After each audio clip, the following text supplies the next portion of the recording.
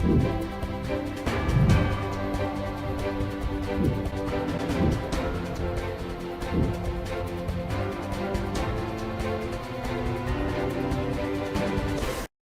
tarde, meus queridos! Sejam todos bem-vindos para a nossa aula. Hoje vamos continuar falando sobre criações de ovinos, mas em especial, professor, a aula de hoje vai ser no tocante de reprodução e produção. Quais são as raças quais daquelas raças que falamos na última aula? E como nós vamos fazer o processo de reproduzir para potencializar o processo de produção. E também falar sobre o acondicionamento desses animais em determinados setores da ovinocultura. Dá uma olhada na tela. Então, aula 57.1. Criação e reprodução. Dentro da ovinocultura, existem sistemas de criação. E para cada sistema de criação, nós vamos falar sobre o manejo nutricional desse animal. Aqui para mim. Manejo nutricional dividido por setorização. O manejo do reprodutor, o manejo da matriz e o manejo da cria e engorda.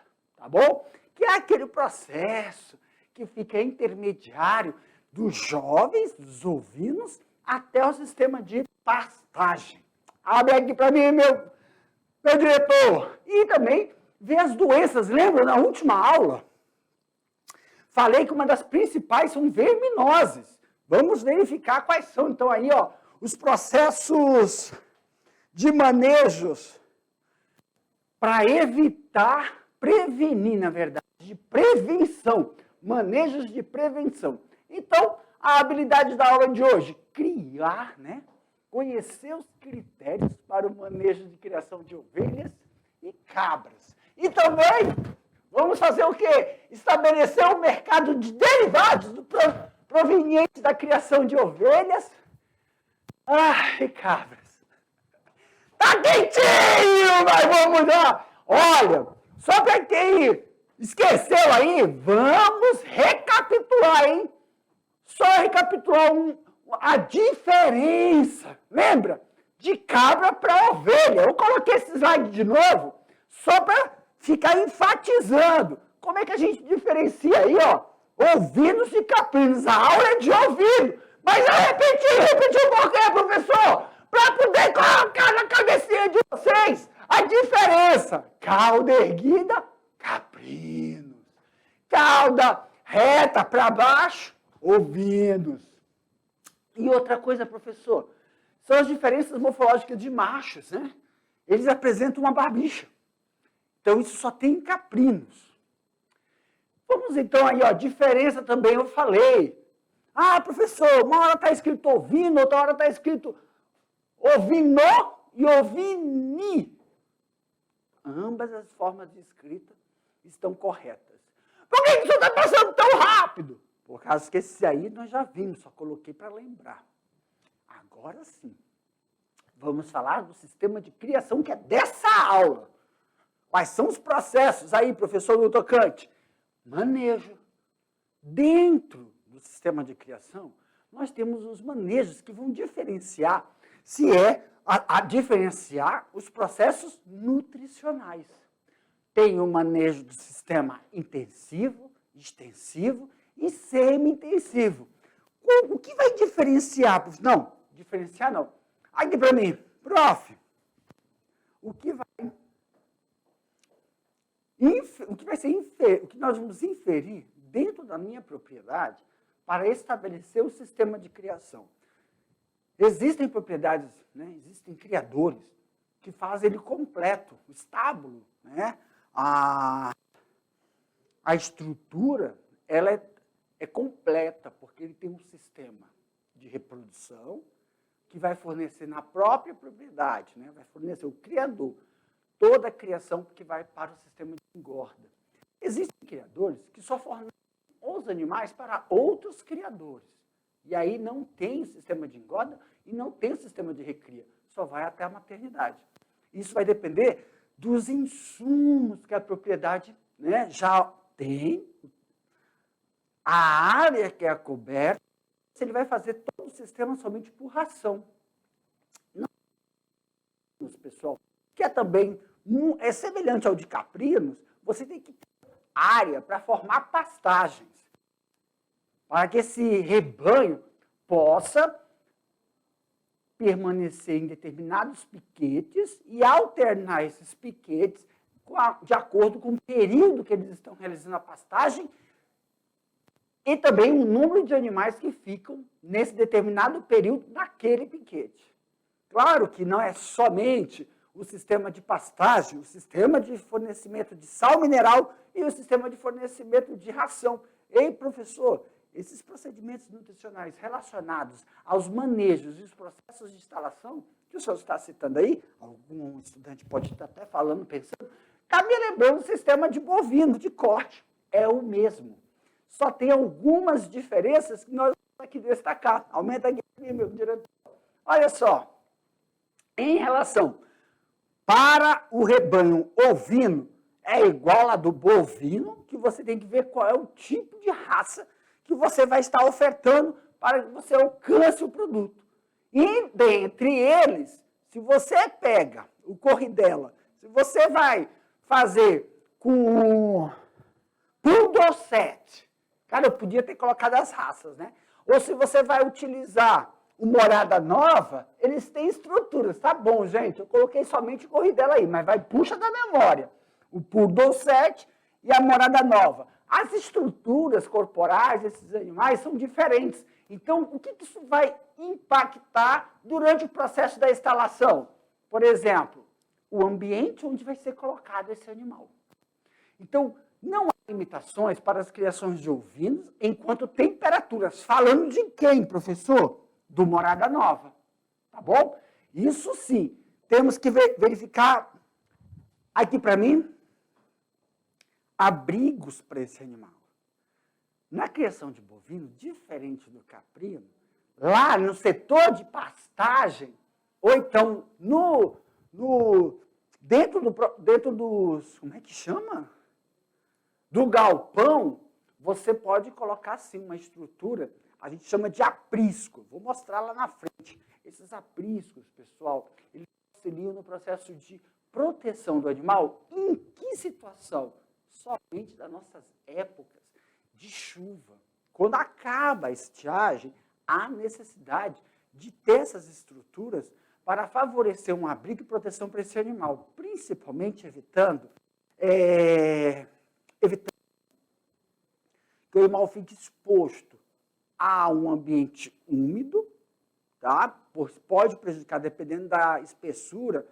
O Morada Nova não, que o Morada Nova nós vimos que o couro, a pelagem é muito fina, mas o Poodle Set, a pelagem dele é mais espessa, para não ter de fungos e bactérias e provocar dermatites nesse animal, principalmente durante manejos que possam machucar, ou então entre eles durante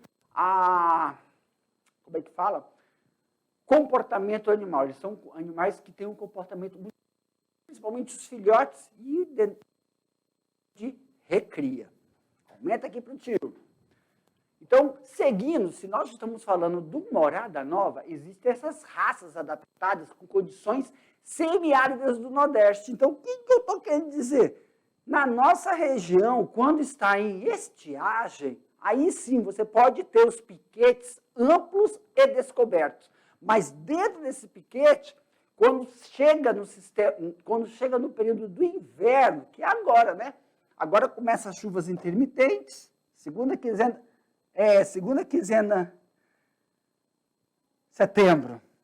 Passamos da segunda quinzena. Mas agora, por exemplo, aqui, Botelho, tinha que ser atemporal. Mas não adianta sem pegar o que é a realidade daqui da nossa região. Por exemplo, vamos lá. Setembro,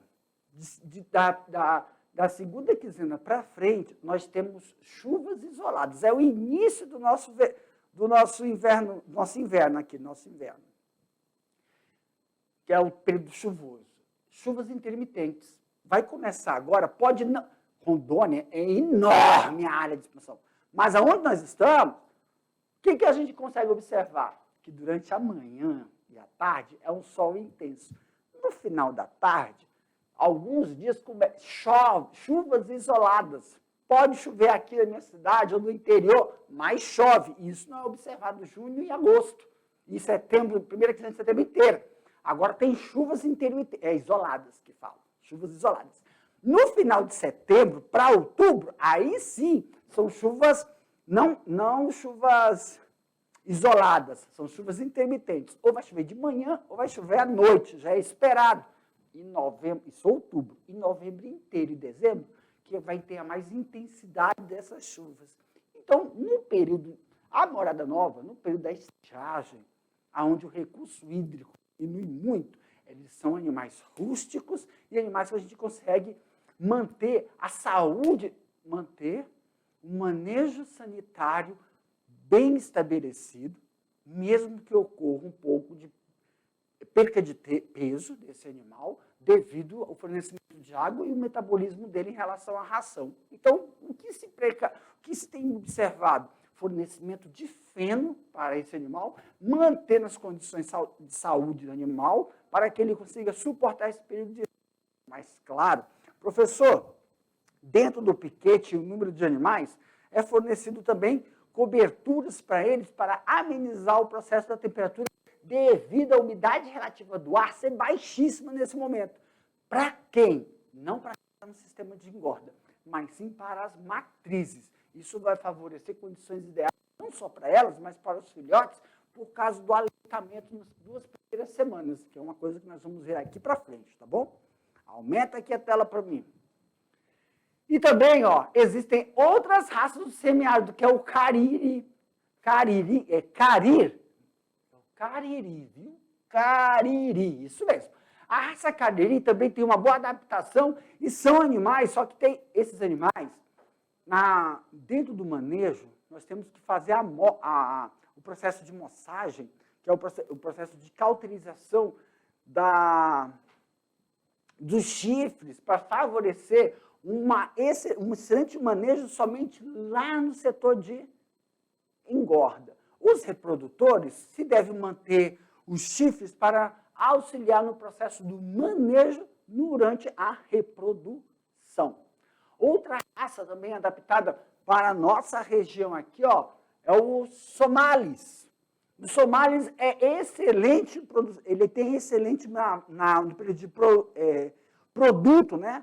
Sistema de produção leiteiro, também é um animal muito utilizado para o sistema de corte. A característica dele aí, ó, é bem visível, é somente essa cabeça preta e o corpo branco. Professor, tem recomendações de fazer o processo de criação desses animais com morada nova? Pessoal, o que a gente observa, vem aqui para mim, em relação a essas raças, né, que aí meu Deus, aumenta, calma aí, o somalis, eu ia falar cariri. Não, pode deixar, meu Deus, já peguei. O somalis e o cariri e o morada nova, o que a gente observa é bom não realizar, muitos produtores têm realizado aí, mas por quê, professor? Tentando fazer o processo de melhoramento genético nesses animais. Mas manter a raça é ideal por causa do padrão leiteiro, não do padrão de corte. Para o padrão leiteiro, se tem observado, sim, um potencial de melhorar a produção, tá bom? Leite por dia em relação às fêmeas. Mas o processo de corte, que é peso animal, tem se observado um ganho muito baixo da média na hora que você faz. Então, o que eles auxiliam? Na hora de fazer o processo de hibridização, realizar somente em fêmeas. Então, o que eu estamos observando é um processo de reprodução por sexagem, aonde os machos são voltados somente para a engorda e fêmeas para leite. Claro que depois do período leiteiro, é pego para corte, né? Mas aí é com menor intensidade, tá bom? Aumenta aqui, meu diretor. Aí sim! Lembra que eu falei para vocês sobre os apriscos que auxiliam no processo de abrigo desses animais durante o período de inverno. Claro que ninguém vai construir um aprisco, pessoal, só na hora que for inverno. Ele vai estar o ano todo, mas ele auxilia. No verão, nosso período de seca, claro que ele auxilia por causa da intensidade, né? O calor é uma forma também de amenizar. Os animais podem se proteger, mas o que se observa é que os animais ficam pastando, eles são bem adaptados. Principalmente o morada nova, tá bom? E o cariri. Eles são animais que pastam o dia todinho, então eles não necessitam do aprisco. Quando é que eles vão para o aprisco, professor? À noite. O aprisco é muito utilizado à noite por esses animais e também na época de incidência chuvosa. Agora, antes de eu mostrar o texto, deixa eu explicar uma coisa para vocês. A estrutura do aprisco, tá? Quando a gente está olhando aqui, professor, eu tenho um aprisco aqui, e ele não é desse jeito, não. Ele não tem. Ele é chão batido. Não pode, pessoal. Nós estamos vendo aqui, ó. Claro que vamos ter uma aula das medidas ideais para vocês. Vocês estão vendo que tem aqui, ó, a parte de baixo tem que ser acimentada. Objetivo, professor, ele tem um certo declínio. Vocês estão vendo aí que ele tem um declínio. E aqui a calha, ó. Isso aqui, eu vou arriscar aqui, mas na verdade é bom não arriscar desse jeito. Isso aqui, caneta, aqui é a calha. Esta calha é a calha de coletar não só as fezes, mas também a urina desses animais.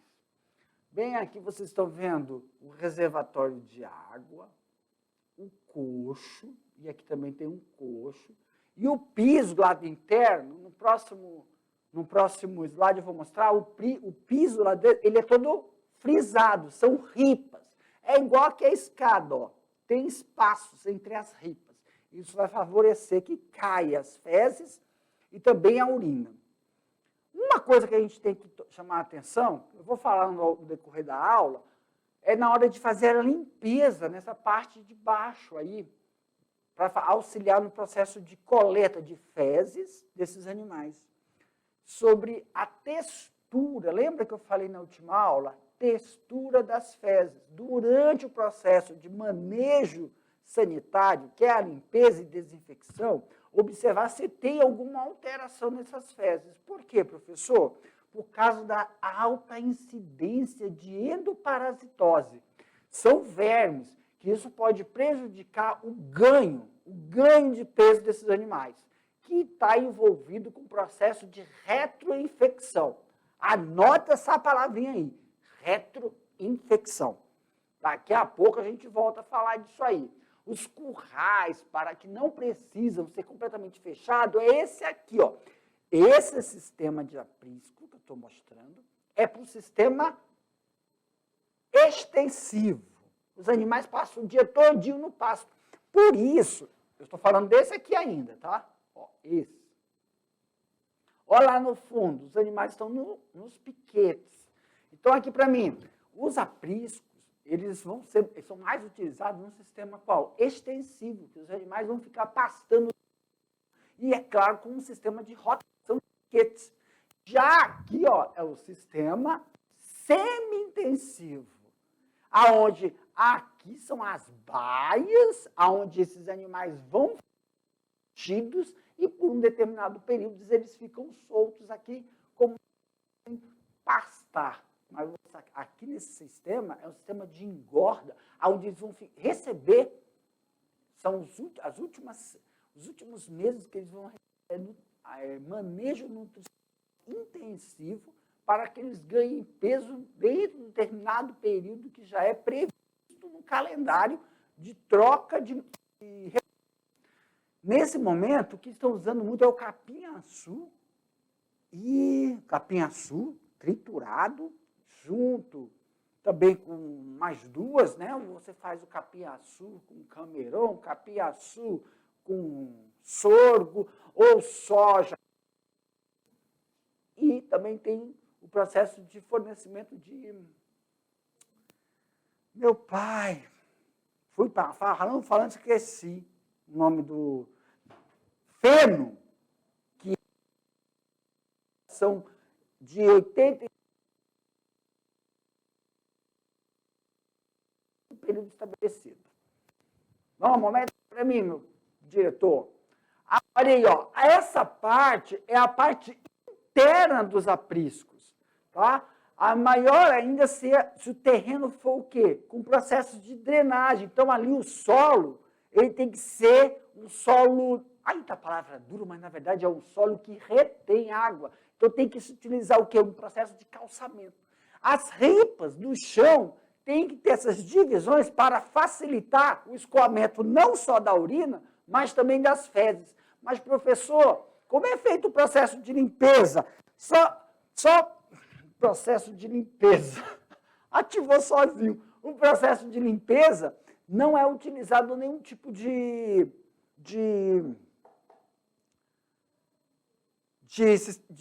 produto, né, que tem a base de cloro. Mas também é utilizado, sim, produtos que têm a base de bactericidas, para favorecer, então, a diminuição de micro-organismos nessas ripas, no chão da aprisco. Aí, na parte central que nós estamos mostrando para vocês, isso aqui, ó, são os colchos. Se fizer utilizar, aqui nesses colchos internos, o que se sugere não, já, o indicado é o fornecimento de volumosos, nunca colocar ração. Aonde ficam as rações, professor? Na parte externa do aprisco. Nessa parte não, porque tem ração, nessa parte tem muita concentração de umidade nessa madeira. E o processo de fermentação pode acontecer com todos os tipos de criação. Então, evitar para não ter, então, ocorrência de diarreia nesses animais. Então, já que a gente está falando do sistema de alimentação, fornecimento, né? Na grande maioria são feitos sistemas de alimentação por causa da dupla aptidão desses animais. São animais para carne, animais que se utiliza lã, como o pudor 7, ou então o couro, como morada nova. Determinadas propriedades, né, são propriedades menores, não são propriedades que têm um índice de produção para indústrias. Então, se tem a indicação de engorda, quer dizer, existem propriedades que têm piquetes, fazem por arrendamento. Então, eles arrendam os piquetes para sistema de engorda de produtores. Nessa estrutura, ou você vai utilizar aqui, ó, o sistema de piquetes ou o sistema semi-intensivo. E aí é só a utilização de volumosos intercalados com ração. Essas divisões dos galpões vão ter o quê? Uma intensidade de mão de obra, pessoal, para fazer o processo de suplementação dessas rações. Quando a gente fala de suplementação de ração, muitas pessoas falam assim: ei, professor, eu achava que capim-açu só era dado para os bovinos, pessoal. Tanto caprinos como ovinos são ruminantes e têm uma boa adaptação em relação a absorver. Eles têm uma alta capacidade de absorção dos nutrientes de gramíneas, de volumosos. Então, tem-se observado um ganho de peso dentro do tempo estimado em relação ao capim-açu, ou então, como vocês estão vendo aqui no coxo, utilizar sim, ó, não só volumosos, como ração para suplementar a alimentação desses animais, tanto utilizando feno, capineira ou silagens. Dentro de silagem, aí é um processo que é indicado para os ruminantes somente aqui para mim. Os produtores não faz muito a utilização da silagem quando se fala de morada nova, no sistema de engorda, mas no sistema semi-intensivo para o pudor 7, cariri, meu pai, não deixa eu esquecer, pudor 7, cariri e o... Aumenta aqui para o tio, rapidinho. Pudor 7, morada nova não. Pudor 7, cariri, cadê? Cariri e os somalis. Ô, meu pai amado, que eu quase esqueci.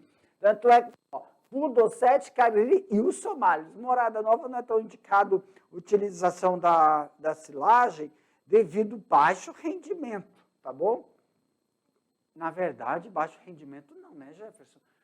É porque, em relação a ganho e peso, para pequenas propriedades, não tem como você conseguir suprir. Então, dá um baixo rendimento mesmo. Então, não é por causa do... Não vai fazer mal, não, do animal. É por causa que são para pequenas propriedades. Deixa eu ver se é isso mesmo. Eu não estou falando besteira. Volta. Alimentação. Cara, aí que eu... Talvez eu não estou falando besteira. Vai que, né? Isso aí. Só um minuto, meus queridos. Isso mesmo. Em pequenas propriedades, não se usa o borada nova em relação à silagem. Agora, professor, no manejo alimentar, lembra que eu falei para vocês sobre a parte interna do aprisco? Em relação à parte interna dos apriscos, também levar a atenção, né, chamar a atenção, para não esquecer dos elementos minerais, é igual a criação de bovinos. Os elementos minerais, como ferro, cobre e cobalto, são essenciais e que você tem que fornecer. Colocar também os comedouros para o lado de fora do galpão. Lembra? Eu falei que os comedouros, em relação à ração, ficam do lado de fora. O lado de dentro, somente a parte volumosa, que a gente colocou lá no meio do galpão. Em locais de fácil acesso para que o carneiro possa fazer o processo de nutrição, não, o processo de hidratação. E sempre aí é recomendado não utilizar snippers. Nesse sentido, você tem que utilizar um cocho com boia para facilitar o processo de fornecimento de água automático. Tá bom? Nesse sentido, um aprisco tem todo um sistema de instalação hídrica como se fosse uma casa. Você tem que levar em consideração, tá? E em relação à criação mínima, professor, criações mínimas são importantes, consultar um especialista para ver a viabilidade, tá, da criação em relação à raça que você vai utilizar. Isso é importante também a gente frisar aqui para vocês, tá? Prof, falando do sistema de criação, da estrutura do sistema de criação e a estrutura do processo de alimentar, o que falta a gente falar agora?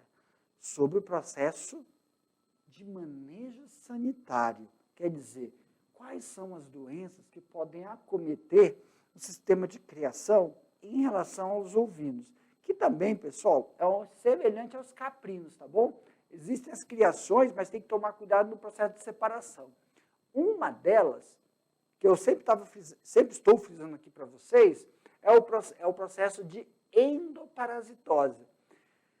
Tanto ectoparasitose como endoparasitose são importantes, só que a ectoparasitose ela é mais fácil de você observar. Aqui para o tio, a ectoparasitose é mais fácil de você estar observando, né? Que pode prejudicar o couro. Então, como você está fazendo o processo de manejo, você avistar. A endoparasitose ela é um pouco mais complicada, porque requer, se você não tomar cuidado, aí tem investimento para fazer. Vamos ver o processo de endoparasitose. Na tela, meu diretor. Aí, ó. Doença. Você sabe quando a ovelha está doente, porque basicamente ela está fazendo coisas incomuns em relação à latergia. O que é isso, professor?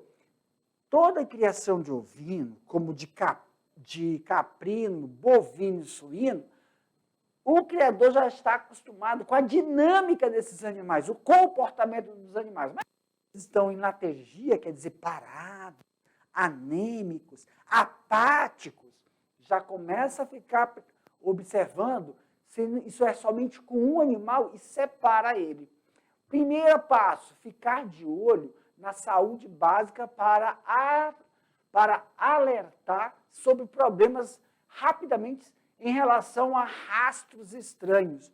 Então, a olhar, né, fazer um exame ocular, é só puxar a pálpebra desse animal para baixo e verificar se não tem alguns movimentos dentro desse globo ocular do animal, que podem ser vermes. Uma secreção nasal pode ser também um dos primeiros sinais de infecção respiratória. O animal, o nariz do animal, ele é úmido, já por natureza ele é úmido, mas não há secreções. Então, no surgimento de secreções na região nasal, já pode ser uma indicação. Quer dizer, indicação quando está no início do processo de infecção, que aí fica mais fácil de você conter a disseminação no rebanho.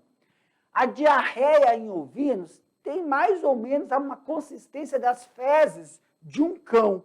Porque, meus queridos, aqui para mim, as fezes dos ovinos são características, bolinhas, e tem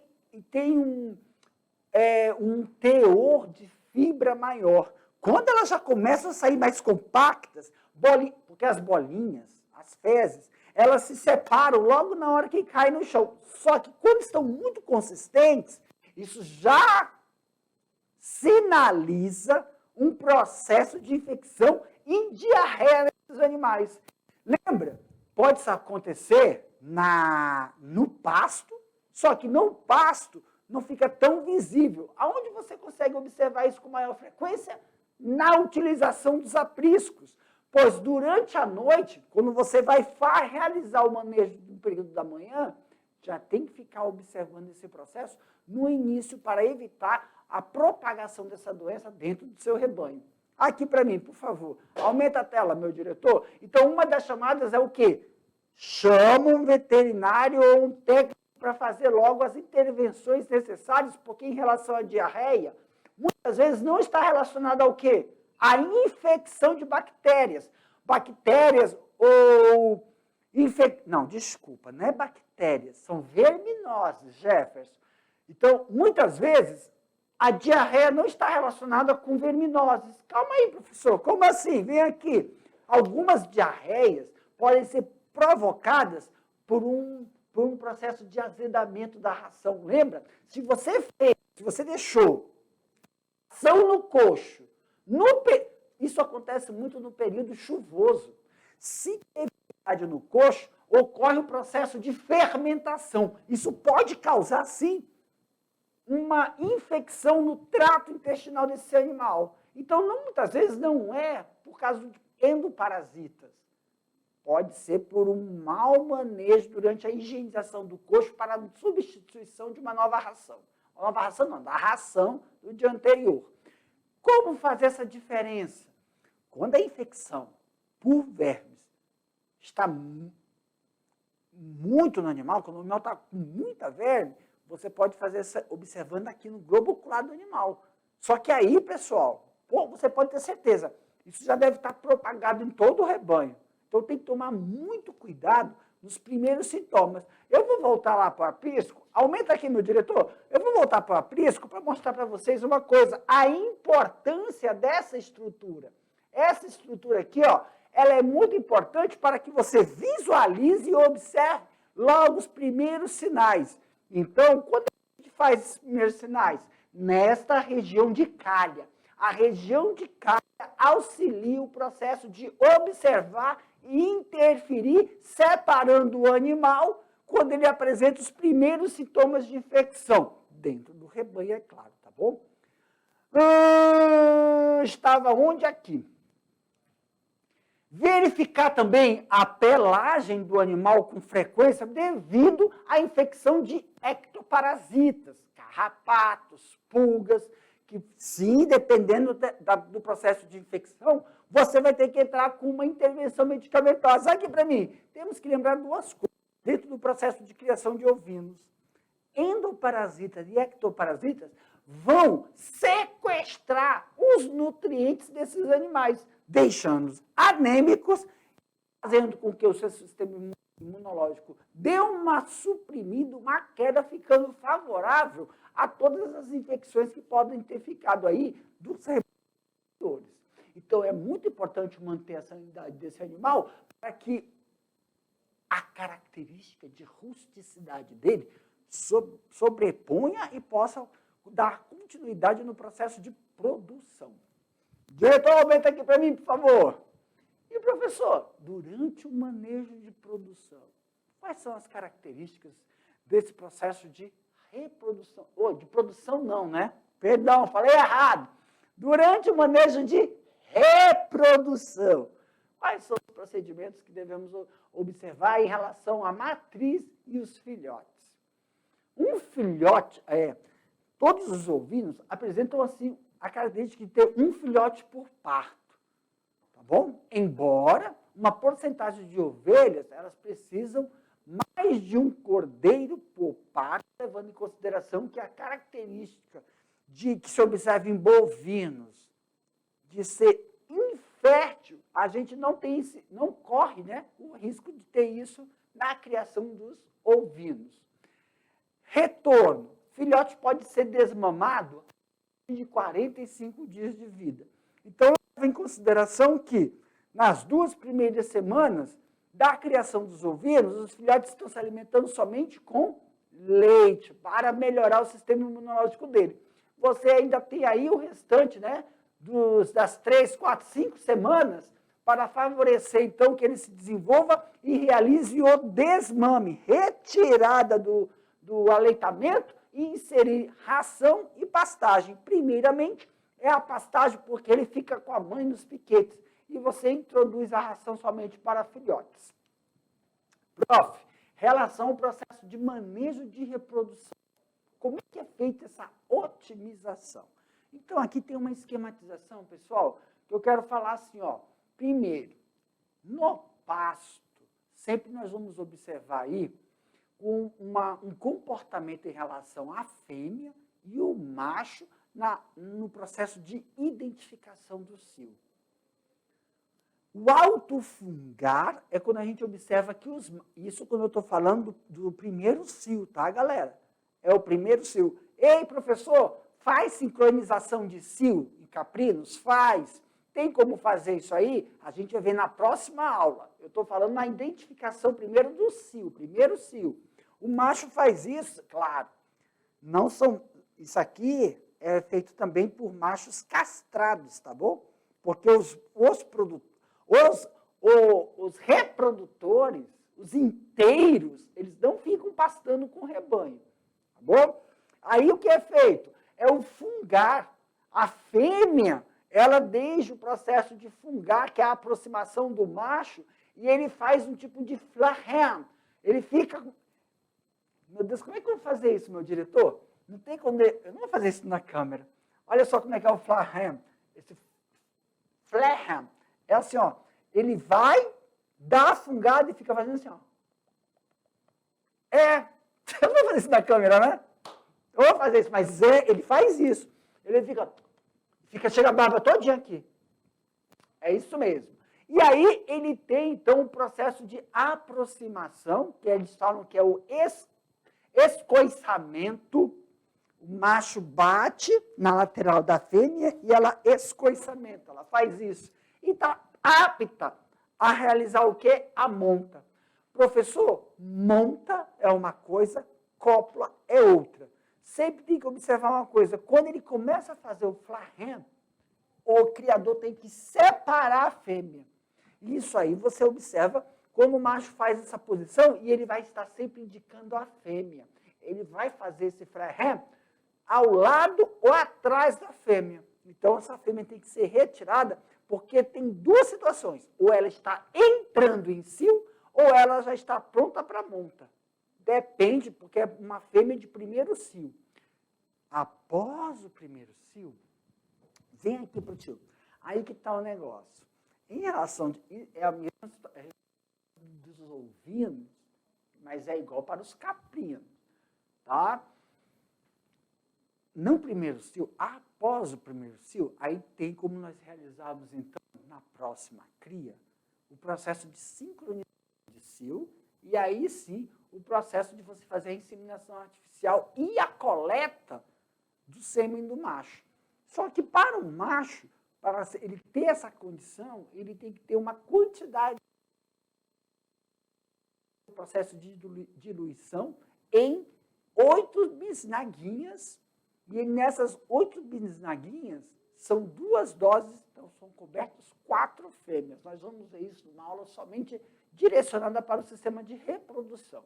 Professor, existem machos de boa qualidade, com grande potencial de produção, quer dizer, todos os seus descendentes ganham peso dentro daquele tempo determinado para o sistema de engorda. Só que ele não tem boa captação de sêmen para inseminação. Existe essa característica em ovinos, mas caprinos não. Já se observa que caprinos têm a condição de você fazer inseminação artificial, porque pela a produção de sêmen que ele tem. Na verdade, quando a gente fala sêmen, não é o líquido, tá, galera? Perdão, é a contagem de espermatozoides. Sêmen é uma coisa, sêmen é o líquido. Dentro do sêmen, tem os espermatozoides. Então, você faz uma contagem de espermatozoide que vai direcionar o potencial para inseminação artificial.